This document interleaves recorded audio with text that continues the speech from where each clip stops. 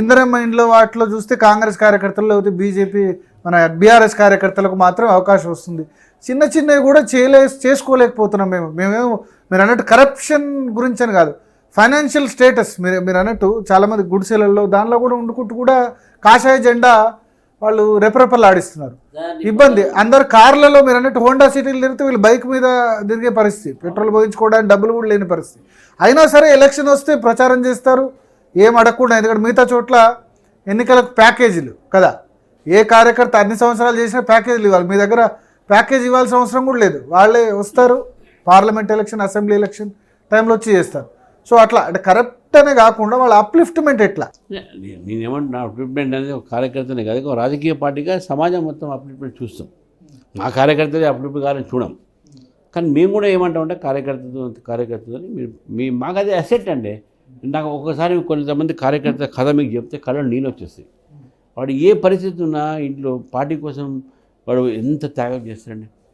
ప్రాణాన్ని తీసుకుని ఇప్పుడు మా దగ్గర ఏబీపీ నుంచి కానీ ఆర్ఎస్ఎస్ నుంచి కానీ యువ మోర్చా నుంచి కానీ బీజేపీ నుంచి కానీ ఎంతమంది మా వాళ్ళు చనిపోయారో ఒక్క ఇద్దరు ముగ్గురు పేరు చెప్పండి. కాంగ్రెస్ వాళ్ళు బీఆర్ఎస్ వాళ్ళు you fought for the ideology మీరు చనిపోయాను. బుల్లెట్లు దించుకున్నారు, రామన్న గోపన్న జిత్తన్న మురళీధర్ రావు అందరు బుల్లెట్ దించుకొని ఉన్నారు కదా. అందరి మీద అటాక్ లేని మా దగ్గర, మా మీద కూడా అటాక్ లేదు. వేముల వాళ్ళ ప్రతాప్ రామకృష్ణ అంటే చాలా మంది నక్సలైట్ల అటాక్ చాలా మంది. వాళ్ళ పొజిషన్ ఏమని చెప్పండి. ఈరోజు మేము ఒక బిల్డింగ్ కట్టినామా, మా ఏదైనా కోర్టు ప్రొఫెషన్ చేసుకున్నాం, మేము ఏదో ఇంప్రూవ్ అయినాం. కానీ నాయకులు కొద్దిమంది అప్లిఫ్ట్మెంట్ అయ్యారు అని చెప్తున్నారు. నాయకులు పర్లేదు, కింది స్థాయి నాయకుడు నీ కూడా నాయకుడు కదా సార్.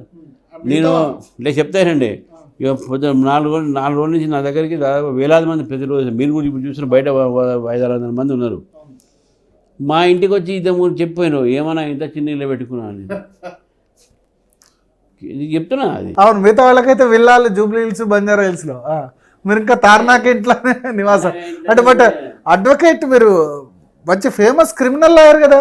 క్రిమినల్ నేను సంపాదించాను కదా, నేను ఇవన్నీ ఇల్లు సంపాదించాను, అది సంపాదించాను, నేను ల్యాండ్ కొన్నాను, అమ్మేసాను, ఎలక్షన్స్ అమ్మేశాను కదా. మా పిల్లలు అదే అంటారు, ఇప్పుడు చిన్నది ల్యాండ్ ఉంది అది కూడా అమ్మక డాడీ ఇప్పుడు అంటారు అన్నాను. నాకు అయితే మీరు సంపాదించిన హైయెస్ట్ చార్జ్డ్ క్రిమినల్ అయ్యారు కదా. ఈవెన్ ఇప్పుడు బీజేపీ కేసెస్ అయితే మీరు ఫ్రీగా చేశారు, మరి మిగతా నేను గడపాలి కదా. బట్ అయినా ఎందుకు నాకు కూడా ఆశ్చర్యం, తార్నాకలో ఒక నార్మల్ నివాసం, మిగతా వాళ్ళందరికీ ఇప్పుడు ఒక వేరే పార్టీలో అయితే ఏమంటారు ఎంపీటీసీ జెడ్పీటీసీ కూడా జూబ్లీ హిల్స్లో విల్లాలున్న గచ్చిబౌల్లో ఇల్లున్న సందర్భం ఉంది. అంటే అఫ్కోర్స్ ఇప్పుడు మా అబ్బాయి కూడా హైకోర్టు షిఫ్ట్ అయితే నాకు కొన్నాడు అక్కడ, కానీ నేను షిఫ్ట్ కావట్లేదు. ఇది ఒక ల్యాండ్ ఉంటే అమ్మేసుకొని మాకు నా అప్పులు ఉండే ఎలక్షన్స్లో ప్రతి ఎలక్షన్ నాకు అప్పులు అవుతాయి. సో ఎమ్మెల్యే ఎలక్షన్, ఎమ్మెల్సీ, మళ్ళా ఎమ్మెల్సీ, మళ్ళా ఎమ్మెల్యే, 4 ఎలక్షన్ డబ్బులు అది. అదే నేను అంటున్నా. So the difference is that కొంతమంది ఎలక్షన్ రాగానే కలెక్షన్, మాకు ఎలక్షన్స్ రాగానే పార్టీకి ఓటు పెరగాలనే మా తపన, అది డిఫరెన్స్. సో మీరు కరెక్ట్ పాయింట్ అన్నారు. దీని మీద తప్పకుండా అంటే వాళ్ళకి ఏదో మేము చేస్తాము, మీకు ఇల్లు ఇప్పిస్తామని కానంటే, కానీ వాళ్ళ నిజంగా వాళ్ళ లైఫ్ కార్యకర్తల సంక్షేమ నిధి ఇటువంటివి పెట్టారు. ఇప్పుడు మీకు బీఆర్ఎస్లో 5 లక్షల ఇన్సూరెన్స్ ఏదో ఉంది. సరే, మీరు సెంట్రల్ పార్టీ పరంగా చేయలేరు. పార్టీ మా కాన్సెప్ట్ ఏంటంటే, నువ్వు ఇన్సూరెన్స్ కోసం పార్టీలు చేరట్లేదు, నువ్వు సిద్ధాంతాన్ని నమ్మి చేరుతున్నావు. అట్లా దాన్ని వాళ్ళంతా స్కీమ్ అది only attraction sir. By 1 get 1 free type కాదు. మా పార్టీలో you believe in this ideology, you take membership.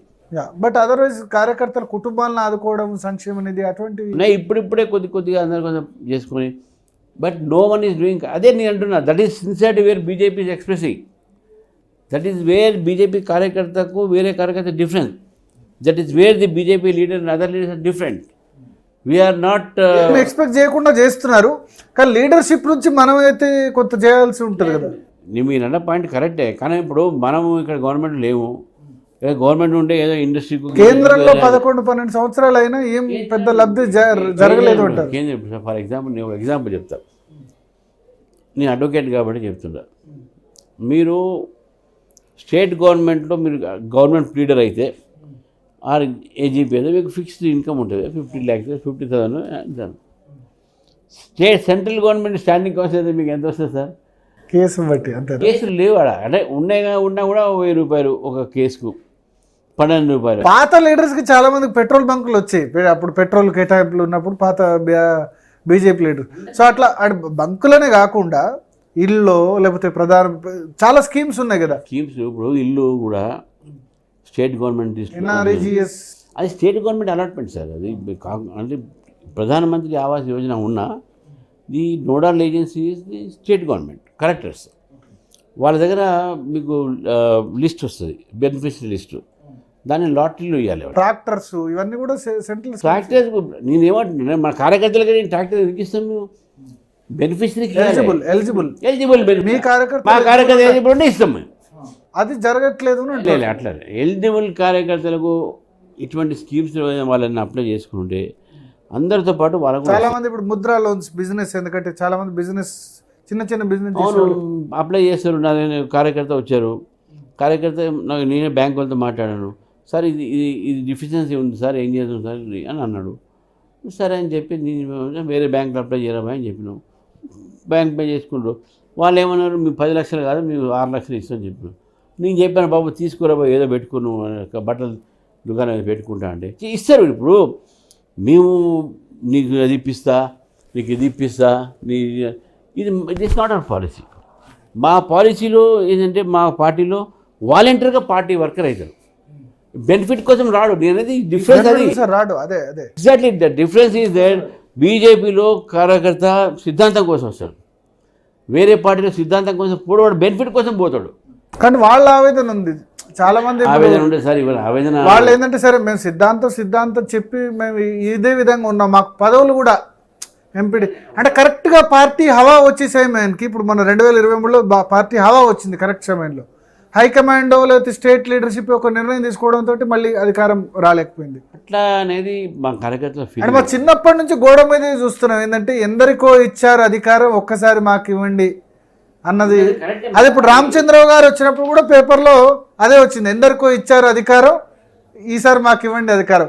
ఈసారి రామచంద్రరావు గారు దాన్ని కళ నిజం చేసి చూపిస్తారా? डेफिनेटली నేను అదే అన్నాను. कांग्रेस को दिया मौका, बीआरएस को दिया मौका, कांग्रेस को परखा, एक बार दो बीजेपी को मौका. ये నా స్లోగన్ అది. నీ sir we are going with that. అయితే మీరు అన్న పాయింట్ అది హ్యూమన్ యాంగిల్ ఆలోచించాలి. ఇట్స్ నాట్ ఏ ఒక పొలిటికల్ డిబేట్ కింద రాదు అది, బట్ స్టిల్ ఆ యాంగిల్ డిఫరెంట్ అది. But we can't corrupt our workers and we can't be corrupt. అంటే వాళ్ళు కంపేర్ చేసుకుంటారు బీఆర్ఎస్ కార్యకర్త పదవులు. సమాజం అనేది లార్జర్. ఇప్పుడు రాష్ట్రంలో అధికారంలోకి వచ్చింది అనుకోండి, ఆలయాల పాలక వర్గాలు, మార్కెట్ కమిటీలు, ఇట్లాంటివి అవి political post sir. Political post problem కాదు, బట్ బెనిఫిట్స్ అనేది we don't give benefits to కార్యకర్తస్. ఏ పార్టీ అది ఇస్తే అది డిఫరెంట్ బెనిఫిట్. కార్యకర్త పార్టీ మీద నమ్మకం పెట్టుకోవచ్చు. మన బీఆర్ఎస్ ఉంది, దళిత బంధు అయినా బీసీ బంధు అయినా వాళ్ళ కార్యకర్తలకు ఇచ్చారు కదా. ఇవ్వడం వల్ల లాస్ కూడా జరిగింది అనుకోండి. లాస్ అయింది అది నా పాయింట్ ఒకటే ఉంటుంది. మేము చదువుకున్న రోజు కదా పబ్లిక్ కోసం మనం పనిచేస్తున్నాం, బెనిఫిట్ నా సొంత బెనిఫిట్ కోసం కాదు. మా కార్యకర్త కూడా country first, party next, self last. అది that is our policy. So కాబట్టి వాళ్ళు బాధపడుతున్న వాస్తవమే, వాళ్ళ పరిస్థితి కూడా బాగా వాస్తవమే.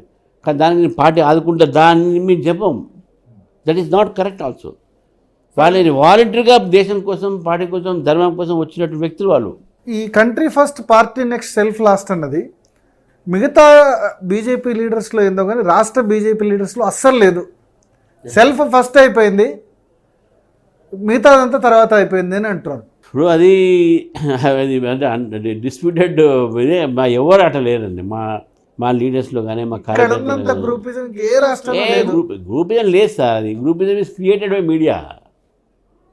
Groupism is created by social media. Statements ఇస్తున్నారు సార్, బహిరంగంగా స్టేట్మెంట్ ఇచ్చినంత మాత్రం ఇచ్చిన తర్వాత మేము అడుగుతాము, ఏలే మిస్ఇంటర్ప్రిట్ అయింది అంటున్నారు. They have been misinterpret. ఇప్పుడు సెలెక్టివ్ స్టేట్మెంట్ మీరు పబ్లిష్ చేసి వీళ్ళ మధ్య డిఫరెన్స్ ఉంటే ఎట్లా? ఇది only selective publication of the statements. అందుకనే నో డిఫరెన్సెస్. మరో కాంగ్రెస్ పార్టీ కాకుండా ఉంటుందా మీ హాయంలో? అసలు కాంగ్రెస్ ముక్త భారత్, కాంగ్రెస్ అంటే అంతర్గత ప్రజాస్వామ్యం చాలా ఎక్కువ, చాలా మేము కాంగ్రెస్ ముక్త భారత్ అంటున్నప్పుడు మరో కాంగ్రెస్ మేమెందుకు అవుతామండి? బీజేపీ రావాలి అందరూ కోరుతున్నప్పుడు డిసిప్లిన్ మీరు ఖచ్చితంగా దాన్ని అది చేస్తారా స్ట్రిక్ట్గా? డెఫినెట్. నీ క్రమశిక్షణని మాత్రం నేను క్రమశిక్షణగా పెరిగినండి. నేను పార్టీకి ఈరోజు కూడా నాకు టికెట్ ఇచ్చినా టికెట్ ఇవ్వకుండా నేను పార్టీ కోసం నేను ఒకసారి టికెట్ అడిగిన సికింద్రాబాద్ టికెట్ మా ఫ్రెండ్కి వేరే వాళ్ళకి ఇచ్చారు. నేను ఒకసారి ఎమ్మెల్సీ టికెట్ అడిగిన, నాకు ఇవ్వలేదు, వేరే వాళ్ళకి ఇచ్చారు. నేను పని చేసి నేను ఇన్ఛార్జ్